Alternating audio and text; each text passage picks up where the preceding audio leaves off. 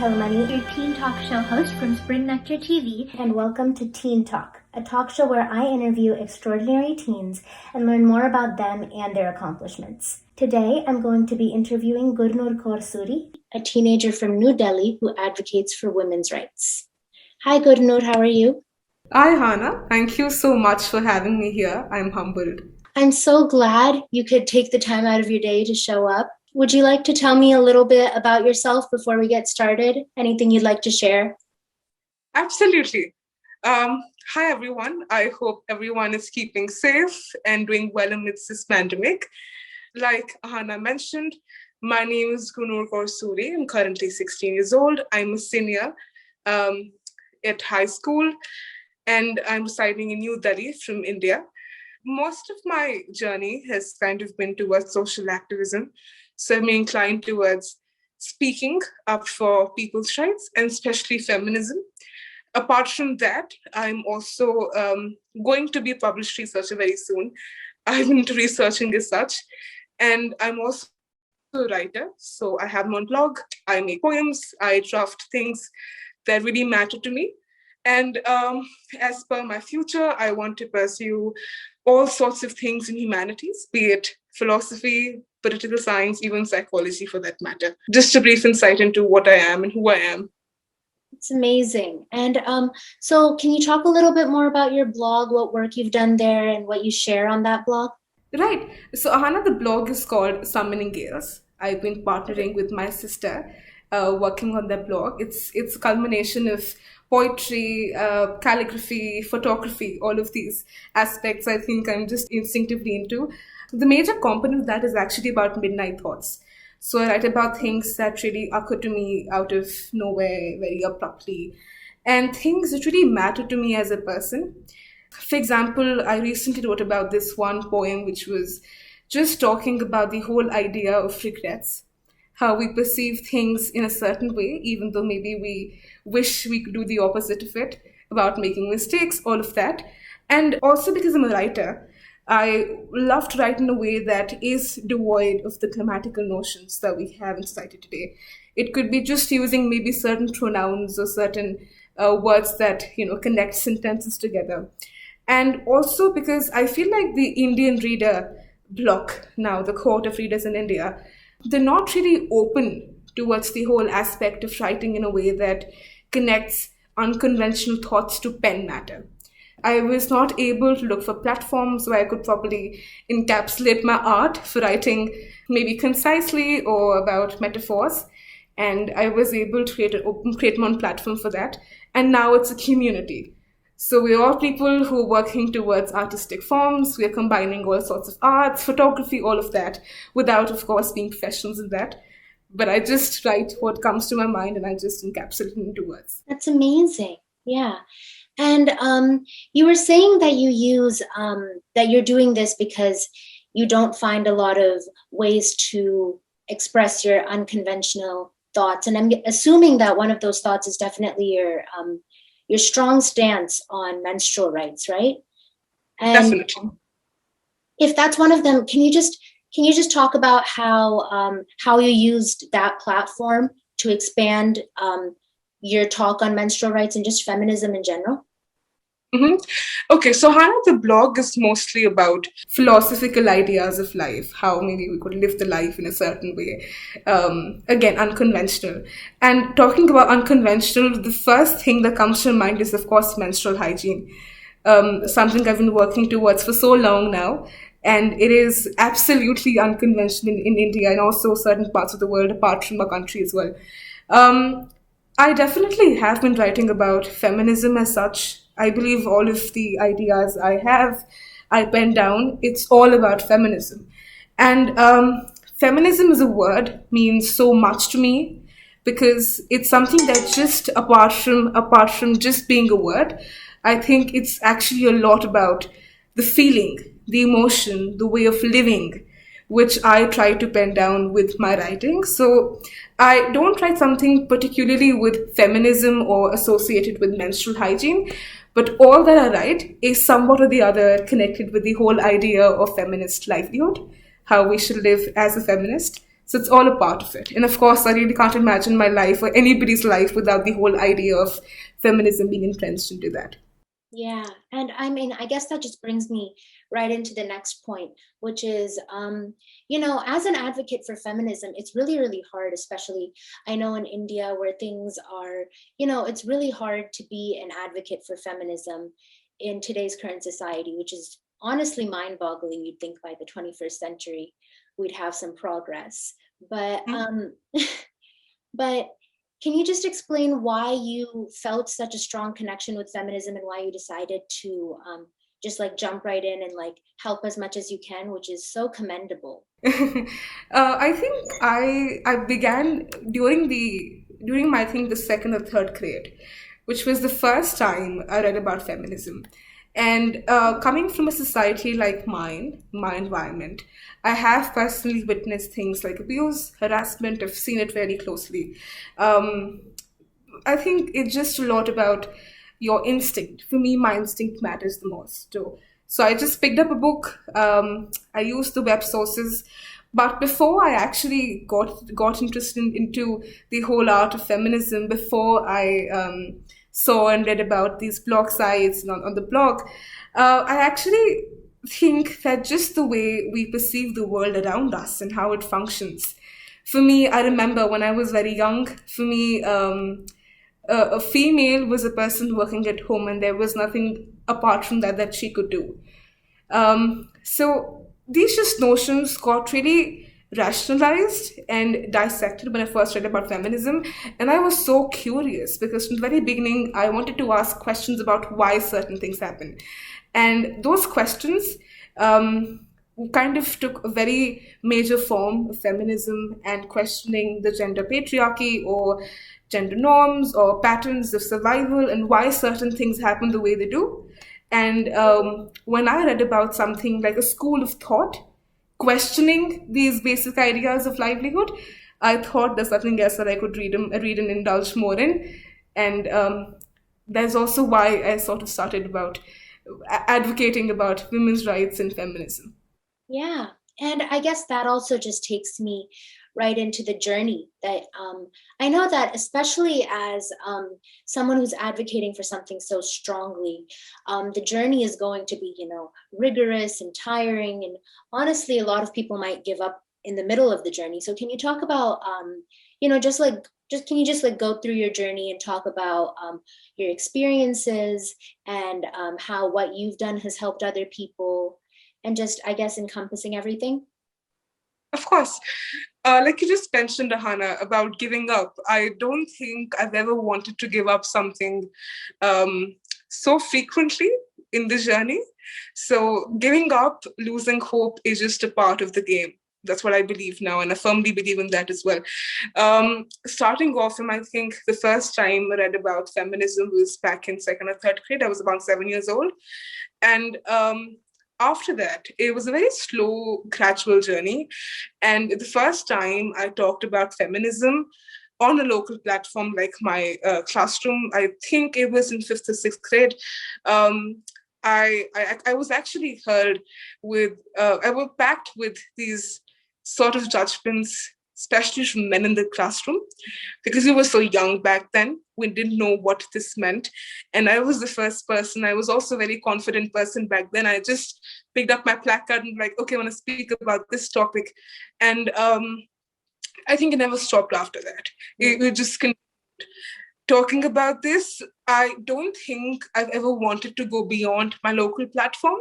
Mhm. And for me, the platform could be my society in its entirety. It could be maybe just a classroom. It could be my household. It could be maybe a person who works at my house, a housekeeper. It could be anybody. Mhm. It could also be my mom or my father for that matter. So I believe a major component of my journey has been on the local platform. And it was not until I believe 2 years back that I worked on the whole topic of menstrual hygiene officially. So I had my own branch of a national NGO that was working towards menstrual hygiene, which existed at it. It's called ASAS. It's working under Buland. And I also have my own organization now that's called Pabandi. And we were just started off right now. So it's in the initial, it's functioning, but I think, and I believe that it was not just 2 years back that I had the idea of working on this. I have been leading individual campaigns about feminism, about menstrual hygiene from, I guess, the age of 12, 13. Mm-hmm. So about the informal sessions, it's actually all been informal, I could say, on the local level again. Mm-hmm. Can you talk a little bit more about those organizations that you started? I mean, it's amazing. I'd love to hear a little bit more about them and their mission. Definitely. So, Ahana, I began the first organization, SARS.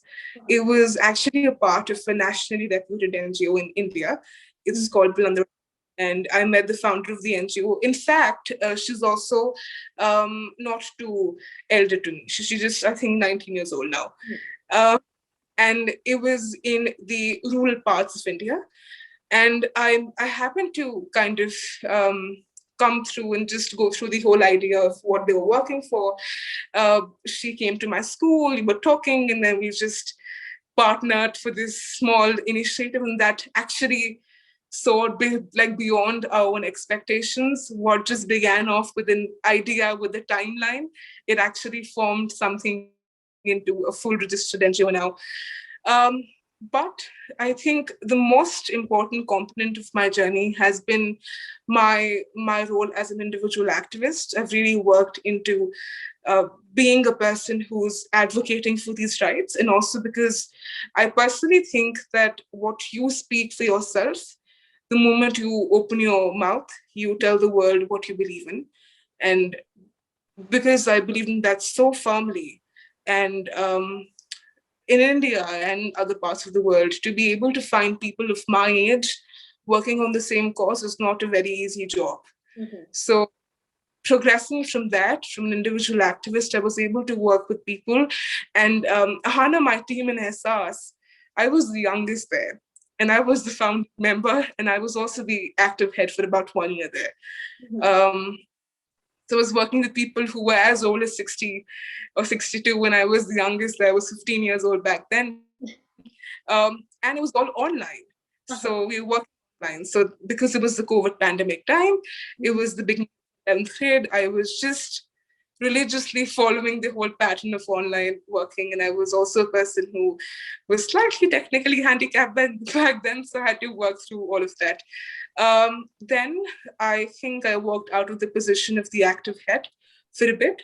Of course, I'm still the founder. I still have contacts there, but the active head is now a person who worked under me for a while when I was with us. And now, as Pabandi, it's a social venture that is pioneered by me. I'm a founding member, and it's a youth-led organization. So everybody there is of my age, and maybe just a year or two younger or elder to me. And Pabandi works towards empowerment. So that also entails all kinds of empowerment. It could be menstrual empowerment. And we talk about the right to choice. Yeah. I think that's a big one, right? The right to choice. I think a lot of people overlook that, definitely. And you were also just like backtracking a little bit. While you were talking about your first organization, you were talking about how, you were the leader of so many people who were like almost double your age, triple your age. And I mean, that was probably a really big challenge, I'm assuming, right? Learning how to, be a leader to people who are so much older than you, who have so many more experiences than you. But regarding challenges, was that the biggest one you faced, or was there one substantial challenge that you faced and you were like, dang, I need to rethink this, I need to try again, anything like that? Okay, I think the biggest challenge and also the biggest step towards success, like we all often say, maybe not back then, but now when I look back, I think it's a step towards success. But that was definitely failure, not being able to do something. I think I still face it to a large extent with Papundi, with other organizations, with, I think, more the rejections, the better your product is. And I'm still working in the phase of rejection. So I think I'm in the path of being able to achieve what I want to achieve, what I dream of achieving.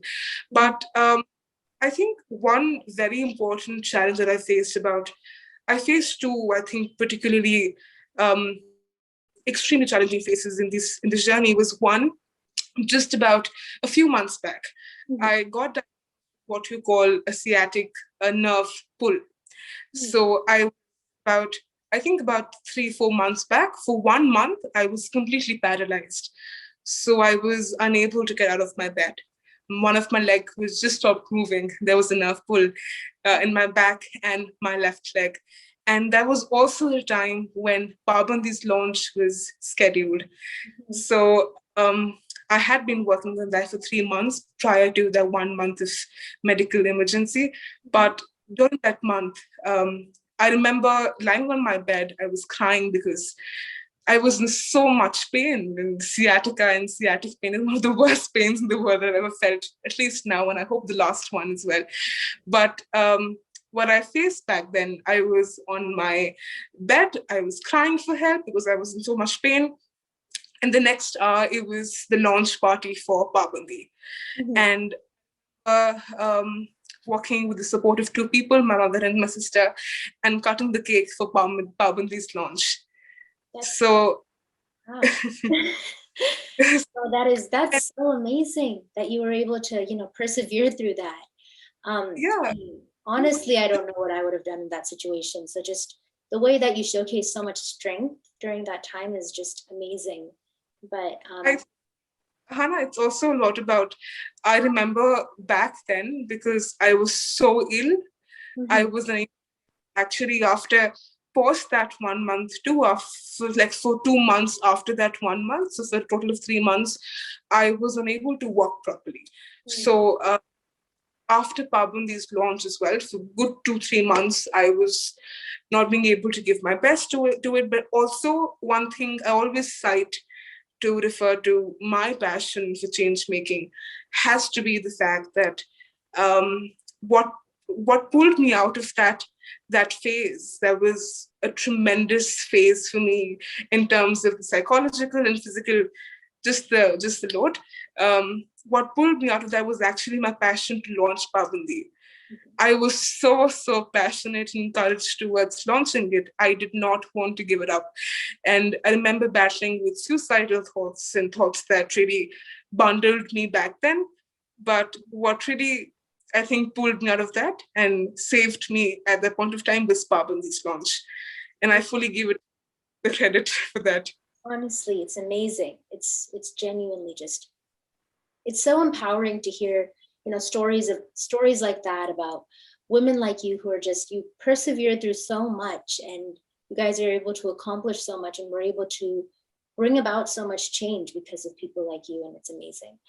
But I'd also like to just ask, you were talking about the launch of Bhavandi and how, it was such a struggle for you. And I'm assuming that, the rewards must have outweighed the struggles for you to have persevered so much. So can you talk about the awards, the rewards that you've gotten after, just advocating for feminism, whether it be something that happened for yourself or something that you've done that impacted other people in a very profound way? Any rewards that you want to talk about that way? Okay. How I think after, especially talked about the medical emergency, after that, I think I've been valuing the small moments the most and the most rewarding times of our lives. So for me, I think for the first time, maybe getting the opportunity to launch my own organization, or when I spoke to my parents about the fact that dad and mom, I actually have an identity apart from just being a student. It was my dream to actually be beyond just a student during the 18 years of our life. And just the smile, or just how maybe one of my videos, there was a person who contacted me and my video was launched on their channel and it crossed about 6 lakh views. So for that, for me, it was something that beyond just what I was looking forward to. So for me, I think it was those moments that mattered the most. But beyond, I always talk about the local platform and how change for me really matters, because you can't bring in change if you're talking about 10,000 people just at one go. when I worked in SaaS, I was working with 5 to 6 people then in the beginning of the initial phases of it setting up. And they were all elder to me.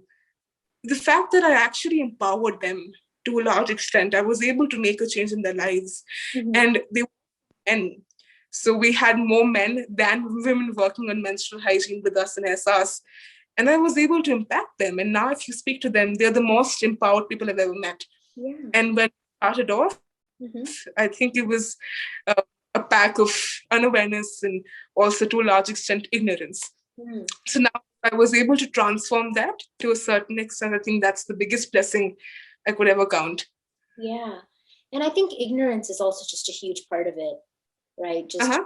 hmm And you were also just, I think a lot of times in what you just said, you were mentioning people older than you, and you were like, I've, I was able to conquer that fear of like talking to people who are older than me. So can you talk about how just age has played a big part in your challenges as well as your awards? Okay, definitely. Yeah. In the entire world, I would say, or maybe in just the society that I live in, the Indian society, uh, ageist culture is quite prevalent. Mm. And like I mentioned, I also had a dream of earning before I was 18, and I was able to achieve that as well. I worked professionally too. So just the fact that the age determines what we will do in our lives. And like I mentioned, I was a rational person. I loved questioning things and why things were there in the first place. So one thing that was so instinctive for me to question, being a young entrepreneur, being a young activist, was how important was my age. And when I saw people around me, I always believe that I matured faster than my age. Um, People say that as well. I've seen things, I've witnessed things, I've been through instances myself. I've also catered to several domestic violence and sexual harassment cases working in the NGOs. So being able to witness all of that brought me a sense of maturity. I was able to endure phases of mental request instability. I was able to go through all of that. Mm-hmm. And while accepting and while being empathetic, all of those aspects that we relate with a person who's aged and not just a person who's this young. So for me, being who I am today, the Gurnoor you know today, you're talking to today, is actually a person who's in a large way broken the ageist culture, broken the ageist mark, you could say, and the whole divide that it kind of divides us with and hinders our progress. I've been able to go beyond that. Mm-hmm. So I think it always plays an important role. When I talk to people about menstrual hygiene, and also I look slightly older than I am in my chronological age. So when I talk to people about menstrual hygiene, the next thing they talk to me about is what is your age? And when I mention I'm 16 years old, turning 17 about 2 months, they're left astounded. They're just not okay to accept that at times, and also quite surprised. So it's a pack of everything. Yeah. But to be who I am today and to be where I am today, I think it was a major part was defying the ageist norms. Yeah. And I mean, just I know that you've accomplished so much at a young age, and it's really amazing to see. But I mean, to all of the young girls and even boys out there who are, looking to advocate for change, who aren't able to because of, their age or their situation, do you have any advice for them? Do you have anything you'd like them to know about how to battle ageist culture? Definitely. One thing I'll start and also conclude my description of this answer would be, Hmm. if I could do it, anybody can. Because I always describe my journey with this phrase I really like to use. That is also how my journey is about nothingness transforming into something. Mhm. Path of discovery, for example. For me, I think that's a very important component of who I am today. Being able to discover who I am and what I kind of wanted to stand for. People out there who are young, I want them to believe in themselves. Yeah. We often make people believe that they aren't equipped with the stamina and with the potential to bring about change, especially with people as young as I am. Mhm. So to them, I would want them to just be ignorant towards this one aspect of the society and our norms. If there's one thing I want them to be ignorant towards, that's this ageist norm.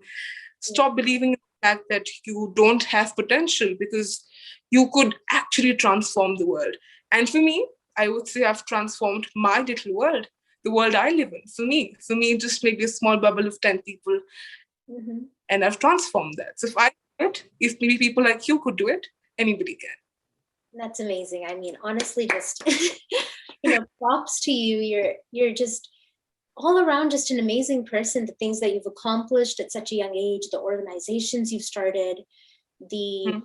the situations that you've had to endure in order to get where you are. It's all really, really terrific.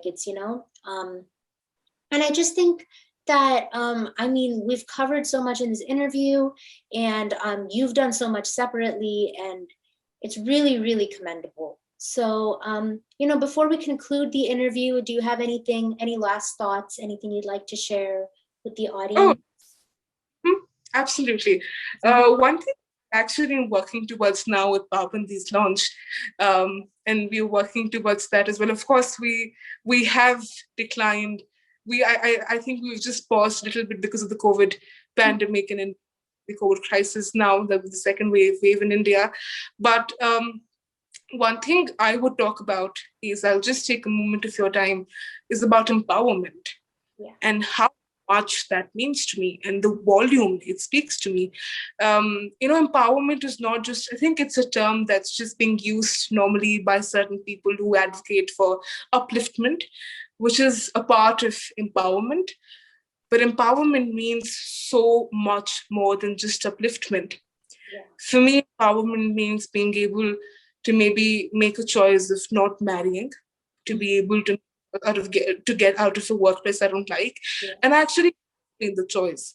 I have walked out of an organization I was working with earlier, and just because I thought that it was packed with male dominance, Mhm. and at this age, if I was able to walk out of an occupation that actually also paid me to a certain extent, um, just because of the fact that I did not want to fathom the dominance that was there because of the male and the patriarchal notions.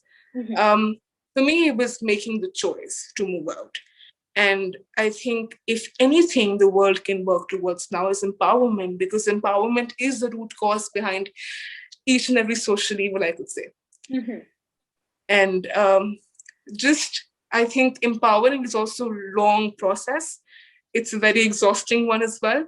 But start with yourself and start empowering people around you by just making them aware of their right to be able to choose. People know their rights, people know that they're entitled to things, but they don't implement that. And the only reason is this disempowerment.